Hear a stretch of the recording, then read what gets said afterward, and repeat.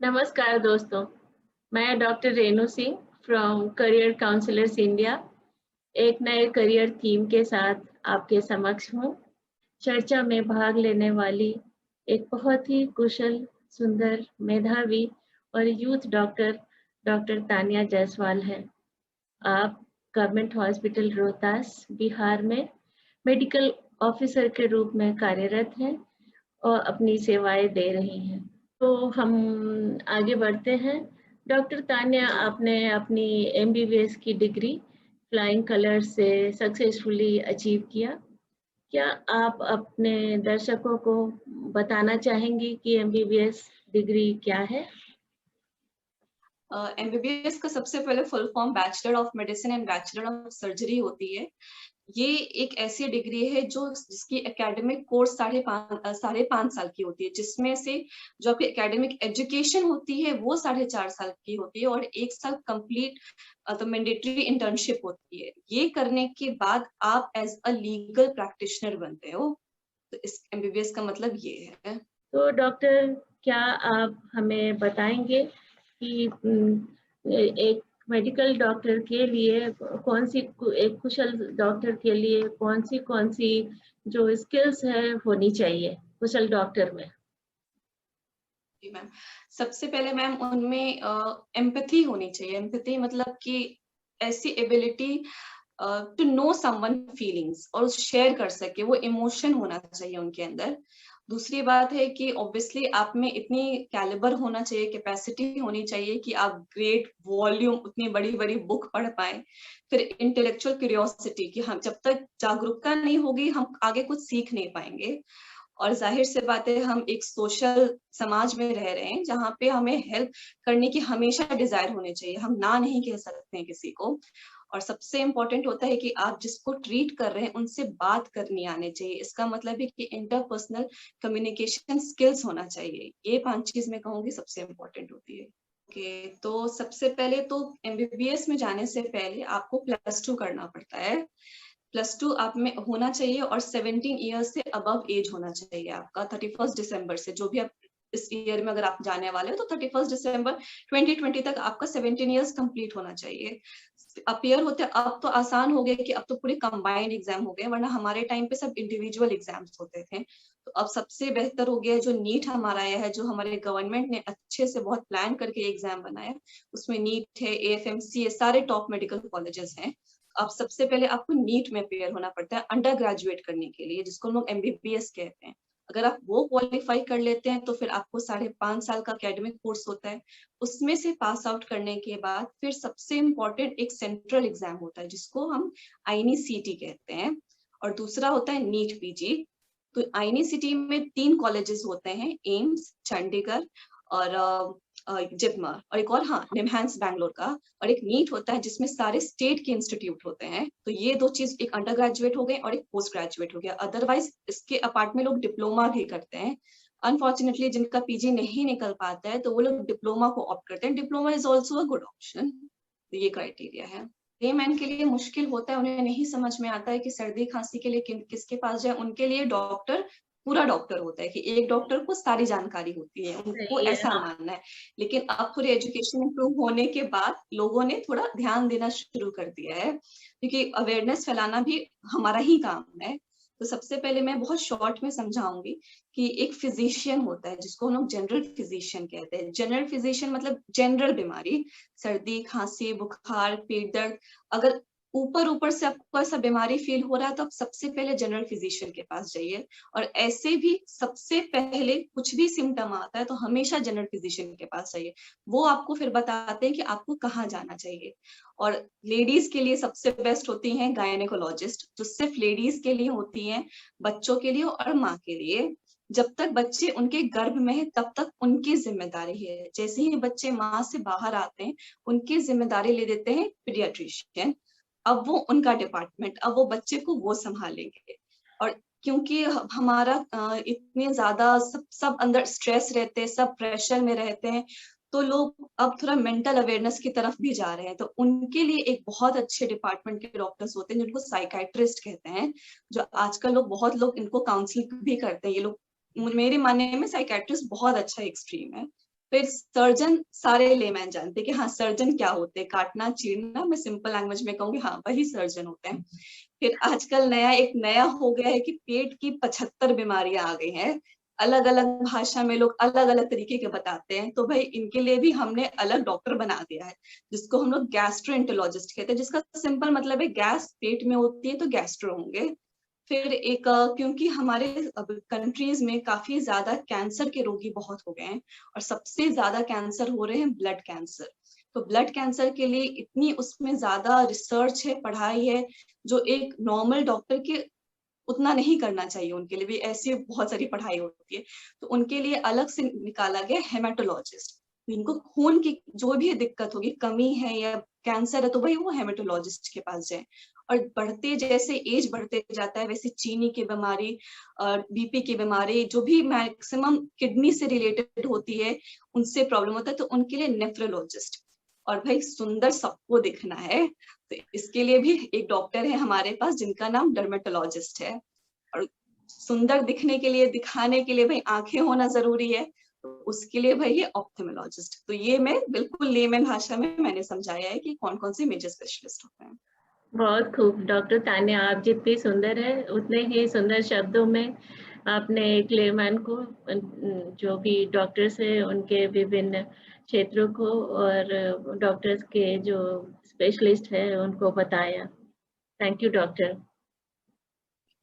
Doctor, अभी तक की चर्चा से हम जान पाए हैं कि एक सक्सेसफुल डॉक्टर के लिए एमबीबीएस की डिग्री काफ़ी नहीं है, स्पेशलाइजेशन एंड सुपर स्पेशलाइजेशन करना भी ज़रूरी है। तान्या, क्या आप हमारे व्यूअर्स को बताएंगी कि आज के दौरान, मतलब आज की जो सिनेरियो है, इस सिनेरियो में जो most demanding post graduate courses कौन से हैं, और उसके लिए अगर कोई भी एमबीबीएस डिग्री होल्डर अपने पोस्ट ग्रेजुएट कोर्सेज की चुनाव करता है तो चुनाव करते वक्त किन बातों का ध्यान रखना चाहिए?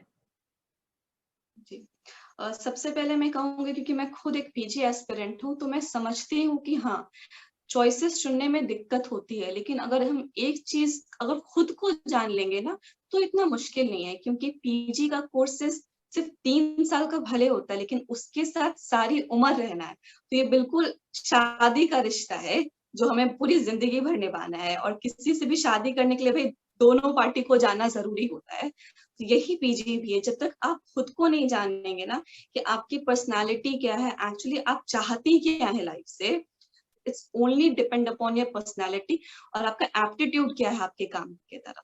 जैसे कि मैं पहले बताऊंगी, जो सारे स्टूडेंट का मैक्सिमम स्टूडेंट ऑप्ट करते हैं वो होते हैं रेडियोलॉजी, क्योंकि इसमें आपका 1-to-1 कॉन्टैक्ट नहीं है, ये बिल्कुल प्योर लेमन में कहूँ तो सिर्फ एक्सरे, सीटी स्कैन देखना, एमआरआई देखना, बंद कमरे में देखना और बस रिपोर्ट बना के दे देना।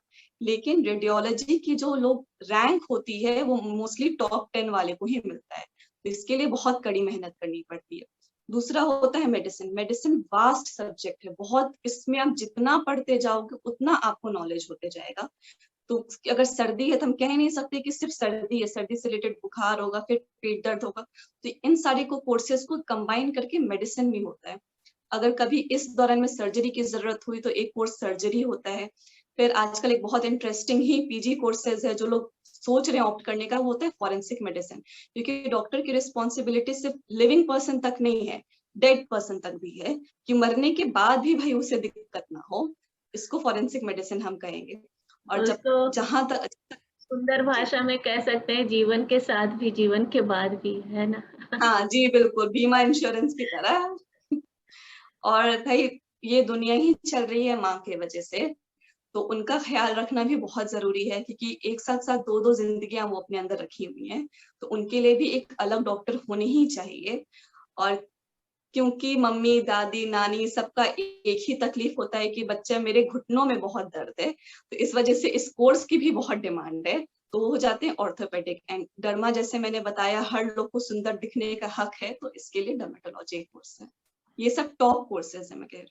तो कंक्लूडिंग पॉइंट में आप कहना चाहेंगी कि जो हमारे एमबीबीएस डॉक्टर्स हैं उनके लिए जो most promising PG subject choices है वो आर्ट है, और हाँ अगर सब्जेक्ट चॉइस करना चाहते हैं तो वो अपनी साइकोमेट्रिक टेस्ट भी अवश्य करा लें, जो कि जिसको कराने के लिए उन्हें हम काउंसलर्स की ज़रूरत पड़ेगी। जी बिल्कुल। शायद आप सहमत होंगी हमारी बातों से। जी बिल्कुल बिल्कुल। तो धन्यवाद तान्या। अब हम नेक्स्ट स्लाइड में देखते हैं कि एक मेडिकल प्रोफेशन में आने के लिए जो डॉक्टर्स होते हैं, जैसा कि आपने अभी अभी भी बताया था कि एक लेमैन के लिए डॉक्टर जो है वो सिर्फ डॉक्टर ही होता है, चाहे वो जी। किसी भी हायरार्की में हो। तो हम्म। मुझे और सारे व्यूअर्स को यह जानना है कि जो डॉक्टर्स हैं उनकी जॉब प्रोफाइल्स क्या-क्या है, और उनकी जो जॉब प्रोफाइल के हिसाब से उनकी पर्सनैलिटी क्या है? जो पर्सनल जी क्वालिटीज़ है बिल्कुल। वो क्या होनी चाहिए? हाँ जी बिल्कुल। एमबीबीएस करने तक सारे डॉक्टर्स होते हैं, उसके बाद अपॉर्चुनिटी शुरू होती है और बहुत अपॉर्चुनिटीज है। सिर्फ आपको ओपीडी चलाना ही डॉक्टर्स नहीं करते हैं, इसके अलावा भी बहुत सारे स्ट्रीम में जा सकते हैं। जैसे पहला तो डॉक्टर हो गए, दूसरे फिजिशियन होते हैं, तीसरे मेडिकल ऑफिसर्स होते हैं, जैसे जो कि मैं हूँ। हमें ऑफिसर इसीलिए कहा जाता है क्योंकि हम पेशेंट तो देखती हैं, साथ ही साथ हम इंस्पेक्शन भी करते हैं कि जो उस एरिया में है उन सबका प्रॉपर रिपोर्ट बनाना, कितने आ रहे हैं कितने जा रहे हैं, इंफ्रास्ट्रक्चर का ध्यान रखना। तो ये सब एक मेडिकल ऑफिसर का काम होता है। क्योंकि मेरा मानना है कि दिन भर एक ही काम करते करते कोई भी थोड़ा बोर हो जाता है, तो थोड़ा बहुत ट्विस्ट लाने के लिए, एक्साइटमेंट लाने के लिए medical officer is also good option. अगर आप मेडिकल ऑफिसर में कंटिन्यू करते जाते हो तो आपको 8 या 10 साल के बाद आपको सिविल सर्जन बनने का अपॉर्चुनिटी होता है, जो बिल्कुल एक आईएएस के बराबर की पोस्ट है इन मेडिकल फ्रेटर्निटी। तो वो भी बहुत अच्छी चीज है। और भाई जिन्हें पढ़ाना बहुत पसंद है, सुकून से जिन्हें जिंदगी जीनी है, उनके लिए professor lecturer is the bestest option. इससे ज्यादा सुकून आपको कहीं नहीं मिलेगा। और अगर आपको पढ़ने का बहुत ज्यादा ही शौक है, बिल्कुल अपने आप को बंद कमरे में कैद करके रखना है, दुनिया से कोई लेना देना नहीं है, वो लोग बनते हैं रिसर्चर और साइंटिस्ट, जिनके वजह से हम जो आज कोवैक्सीन या कोविशील्ड ले रहे हैं, इन्हीं लोगों के वजह से। क्योंकि इन्हीं लोगों ने कमरे में बैठ बैठ करके 1 साल तक उसकी वैक्सीन निकाली है। तो ये सारे जॉब प्रोफाइल्स होते हैं। आइए डॉक्टर, हम आगे बढ़ते हैं और हमारे व्यूअर्स जानना चाहेंगे कि मेडिसिन के फील्ड में क्या-क्या जॉब अपॉर्चुनिटीज़ हैं? ओके, तो सबसे पहले जैसे ही आप एमबीबीएस पास आउट करते हैं, ड्यूरिंग एमबीबीएस हमें बिल्कुल पता नहीं चल पाता कि हमारी इम्पोर्टेंस क्या है, frank to be very Frank.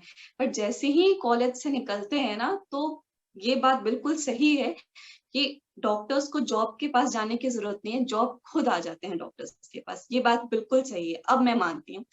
तो इसके लिए अपॉर्चुनिटीज बहुत हैं। Government hospital, private hospital, public sectors, armed forces जिनकी फैमिली डिफेंस में है और उनके अंदर वो ब्लड है बिल्कुल डिफेंस वाली, उनके लिए बहुत अच्छा है। फिर जो भी आज खासकर अभी के टाइम पे जो इतनी सारी दवाइयां हो रही है, रिसर्च निकल रही है, तो फार्मास्यूटिकल कंपनीज, मेडिकल कंपनीज बहुत हायर कर रहे हैं डॉक्टर्स को। फिर मेडिकल कॉलेजेस में एज अ लेक्चरर के लिए है। बायोटेक्नोलॉजीज कंपनी नई नई मशीन्स बनाने के लिए, इनमें भी डॉक्टर्स को यूज किया जा रहा है, उनके भी स्किल्स को देखा जा रहा है। और प्राइवेट प्रैक्टिस तो हमेशा रहेगा ही, एंड लास्ट में रिसर्च एरियाज इसमें। तो आपने बहुत ही सुंदर तरीके से और सुलझे हुए तरीके से job opportunities in the field of medicine हमारे व्यूअर्स को बताया। आइए हम आगे बढ़ते हैं और फिर हमारे व्यूअर्स को आप बताएं कि एक डॉक्टर के लिए जो मोस्ट प्रॉमिसिंग हॉस्पिटल्स है, जो टॉप हॉस्पिटल्स हैं, वो कौन से हैं, और उनकी जो रिक्रूटमेंट है उसके लिए उन्हें किन-किन प्रोसीजर से गुजरना होता है। ओके, तो जो भी हमारे व्यूअर्स होंगे उन्हें अब तक ये पता चल गया होगा कि हर मेडिकल स्टूडेंट का एक मंदिर होता है, जिस मंदिर को वो एम्स कहते हैं, all India institute of medical science. ऐसा कोई नहीं होगा जो बिना इसका सपना नहीं देखा होगा, बट कुछ बहुत मेहनती वाले ही होंगे जो इस कॉलेज में पढ़ रहे हैं, तो ये सबका ख्वाब रहेगा। तो मैं सबसे यही कहूंगी कि हमेशा एम्स टारगेट करें, उसके बाद अपने आप फिर वो जैसा के मार्क्स होंगे अकॉर्डिंग तो वो मिल ही जाता है, लेकिन टारगेट हमेशा एम्स को करें। उसके बाद आता है अपना आसपास के घर का माहौल जैसा, जिससे मैं कहूंगी स्टेट हॉस्पिटल्स, ताकि आपको घर की ज्यादा याद ना आए। तो उसके लिए हमारे हमारे जो स्टेट में जो हमारे हॉस्पिटल्स होते हैं वो रिक्रूटिंग हॉस्पिटल्स होते हैं। फिर किसी का इतना ये नहीं होता है कि हम गांव में पोस्टेड हों, हाँ पोस्टिंग हो जाती है, लेकिन सब सोचते तो बड़ा ही है, जैसे कि अपोलो, फोर्टिस, मैक्स, बेल की super speciality hospital, Columbia Asia referral hospital, ये सब जो होंगे ये सब बिल्कुल प्राइवेट हॉस्पिटल्स है, जो डॉक्टर्स को भी बहुत फैसिलिटी देती है और पेशेंट्स के लिए भी बहुत अच्छा हॉस्पिटल है। और एक ही प्राइवेट हॉस्पिटल है जो एम्स के टक्कर का है, वो है मणिपाल। जिनके पेरेंट्स डॉक्टर है जो अफोर्ड कर सकते हैं, तो Manipal is the best option. और क्योंकि अगर हॉस्पिटल्स तो हो गए हैं, लेकिन एक सबसे मैंने नाम सुना था लीलावती हॉस्पिटल का, कि वो भी काफी ज्यादा अच्छा हॉस्पिटल है। अगर मैं टॉप 10 में ऐड करना चाहूंगी तो मैं इनको ऐड करना चाहूंगी। डॉक्टर तान्या, अपने देश में बहुत सारे मेडिकल हॉस्पिटल्स हैं और मेडिकल कॉलेजेस हैं और वो अलग अलग लेवल के हैं। तो क्या आप हमारे व्यूवर्स को कुछ टॉप मेडिकल कॉलेजेस के विषय में बताएंगी? जी, जैसे कि मैंने पहला बताया कि एम्स सबसे ज्यादा टॉप पर आता है, उसके बाद आर्म्ड फोर्स मेडिकल कॉलेज आता है जिसको एएफएमसी कहते हैं, इनकी अलग ही ठाट बाट है एएफएमसी की। फिर अगर जो साउथ इंडियन स्टूडेंट जो होते हैं वो जनरली प्रेफर करते हैं साउथ इंडिया में ही रहना, तो उनके लिए बेस्ट है सीएमसी, जिसे क्रिश्चियन मेडिकल कॉलेज कहते हैं, बिलौर में जो है। और इधर नॉर्थ इंडिया की बात करेंगे तो वो है मैमसी, यानी कि मौलाना आजाद मेडिकल कॉलेज। फिर मैं लेडी हार्डिंग मेडिकल कॉलेज, ये भी बहुत अच्छा है। फिर साउथ में एक दूसरा है सेंट जॉन्स मेडिकल कॉलेज जो बैंगलोर में है। फिर लखनऊ, अपने लखनऊ में किंग जॉर्ज मेडिकल कॉलेज। फिर अगर पंजाबियों की मैं बात करूँ तो बिल्कुल अपर नॉर्थ में है, वो हो जाएंगे हमारे चंडीगढ़ के पीजीआई चंडीगढ़। और एक जिपमर भी है जो भी एक बहुत अच्छा सेंट्रल इंस्टीट्यूट है। एक एमबीबीएस ग्रेजुएट डॉक्टर के लिए एक एमबीबीएस ग्रेजुएट डॉक्टर के लिए एमबीए करना कितना उपयोगी होगा? अगर वो एमबीए करता है तो क्या मेडिकल प्रोफेशन से दूर हो जाएगा?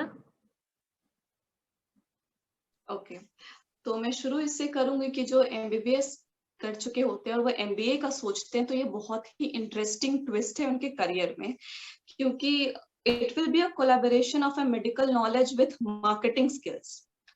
तो आपको हर चीज का डबल बेनिफिट होगा, क्योंकि हर हॉस्पिटल में डिपार्टमेंट होता है जिसे हम लोग हेल्थ एडमिनिस्ट्रेशन कहते हैं, जिसके लिए लोग एमबीए को हायर करते हैं। लेकिन एक हॉस्पिटल को एक डॉक्टर से बेहतर कोई नहीं जान सकता है, तो इसी वजह से ये बहुत अच्छा अपॉर्चुनिटी एक डॉक्टर के लिए भी होगा और एक हॉस्पिटल के लिए भी होगा। तो मेरे ख्याल से जस्ट गो फॉर इट, अगर कोई ऐसा सोच रहे हैं तो बिल्कुल सही ऑप्शन है ऑप्ट करने के लिए। और मैं भी कुछ इसमें ऐड करना चाहूँगी कि अगर वो एमबीए करता है तो उससे भी अगर अच्छा ऑप्शन चुनना है उनको, तो हॉस्पिटल एडमिनिस्ट्रेशन की जो कोर्सेज जी होती बिल्कुल। है उसमें जाने की कोशिश कर सकता है। दूसरा क्वेश्चन है डॉक्टर तान्या कि यदि कोई स्टूडेंट विदेशों में एमबीबीएस की डिग्री करना चाहता है तो क्या इंडिया में होने वाली एंट्रेंस एग्जाम ही देना होगा या फिर उनके लिए कोई विशेष एग्जाम लिखना होता है? नहीं, नीट जो होता है ये प्योर इंडिया के ही सेंट्रल इंस्टीट्यूट और स्टेट के लिए होता है। अगर आपको बाहर में करना मेडिकल है तो उसके लिए इंडिविजुअली उनका या तो एक टेस्ट होना होता है, ये तो डायरेक्ट एडमिशन आप ले सकते हैं, जैसे रशिया का है, चाइना का है, तो ये लोग का भी अच्छा कोर्स होता है। लेकिन इनका जहां तक मुझे पता है इनका थोड़ा ज्यादा लंबा एकेडमिक कोर्स होता है, कोई 6 साल कराते हैं, कोई 6.5 साल कराते हैं। और जब वहां कंप्लीट कर लेते हैं तो वहां पे इंडिया में प्रैक्टिस करने के लिए उनको लाइसेंस क्लियर करना पड़ता है, जिसको हम लोग फॉरेन मेडिकल ग्रेजुएट एजुकेशन का एग्जाम बोलते हैं, जिसको एफएमजी कहते हैं। ये अगर वो फिर से वापस आकर उन्हें ये एग्जाम क्लियर करना ही पड़ेगा अगर उनको इंडिया में प्रैक्टिस करना है। अदरवाइज अगर उनको वहीं रहना है तो ये एग्जाम देने की जरूरत नहीं है। और अगर लोग पीजी बाहर करना चाहते हैं तो उसके लिए कंबाइंड एग्जाम होता है, जिसको हम लोग यूएसएमएलई कहते हैं, जो यूएस में जाकर के एग्जाम देना होता है, तो सिर्फ यूनाइटेड स्टेट्स में आप जाके पीजी कर सकते हैं। तो आप दूसरे शब्दों में ये कह सकती हैं कि अलग-अलग देशों में पढ़ने के लिए उन उन देश की अलग-अलग टर्म्स एंड कंडीशंस है और एग्ज़ाम पैटर्न है, एकेडमिक पैटर्न है, तो उसको हमें फ़ॉलो करना पड़ता है। आप एक सफल एमबीबीएस डॉक्टर हैं और जब कोई स्टूडेंट जो है वो एमबीबीएस की तैयारी करता है, तो उस एमबीबीएस की तैयारी कर रहे स्टूडेंट को आप एक एमबीबीएस पास करे हुए और जॉब हासिल करे हुए डॉक्टर के रूप में क्या सजेशन देना चाहेंगी? और आप उनको उनके एंट्रेंस एग्ज़ाम की तैयारी के लिए किन-किन बातों पर ध्यान देने के लिए ध्यान देने के लिए जी। उनको बताएँगे कि अगर कोई बच्चा जो है वो एंट्रेंस एग्ज़ाम की तैयारी कर रहा है तो क्या-क्या बातों का ध्यान रखे वो? ओके, तो मैं कहूँगी अगर सबसे पहली बात, अगर कोई 12th क्लियर कर लेता है, तो उसे सबसे पहले एक चीज़ भूलनी होगी कि वो है कि पहले का मेरे 12 साल का परफॉर्मेंस क्या था। वो भूल जाइए कि आप अच्छे थे पढ़ाई में या खराब थे पढ़ाई में या एवरेज थे, वो भूल जाइए। जो नीट पे डिपेंड करता है वो होता है वो 1 साल की तैयारी, कि आपने उस एग्ज़ाम के लिए क्या तैयारी की है। तो मेरे लिए बस 3 मंत्र होंगे कि स्ट्रैटेजीज़ बनाओ, सबसे इम्पोर्टेंट होता है बनाओ, रैंडमली उठ के पढ़ाई मत करो। दूसरा है उस स्ट्रैटेजीज़ को अपनाओ, ये नहीं कि बना के छोड़ दिए हैं लेकिन वो कर नहीं रहे हैं। और तीसरा जो स्ट्रैटेजीज़ बना है उनका असर दिखाओ, कि अगर वो बन चुका है, अगर हमने वो बना रहे हैं तो क्या वो रिज़ल्ट दे रहा है? अगर नहीं दे रहा है तो हमारे स्ट्रैटेजीज़ में कहीं न कहीं दिक्कत है, तो फिर उसको चेंज करो, कीप ऑन चेंजिंग और उसके बाद रिज़ल्ट देखो। तो मैं ये 3 चीज़ उनके लिए कहना चाहूँगी। डॉक्टर तान्या आपने बहुत ही सुंदर और सरल शब्दों में एमबीबीएस की तैयारी कर रहे या फिर डॉक्टर बनने की इच्छा रखने वाले यूथ के मन में उठ रहे सवालों का जवाब दिया। आज की यह परिचर्चा हमारे व्यूअर्स के लिए बहुत ही उपयोगी रहेंगे। अपना कीमती वक्त देने के लिए आपको दिल से धन्यवाद। On behalf thank of you ma'am. CCIN team and viewers, we wish you all the best. So, my dear viewers, अभी-अभी आपने करियर इन मेडिसिन के तहत exclusively MBBS doctor and their career path के विषय में विस्तृत जानकारी ली। एक नए करियर थीम के साथ हम आपसे फिर मिलेंगे।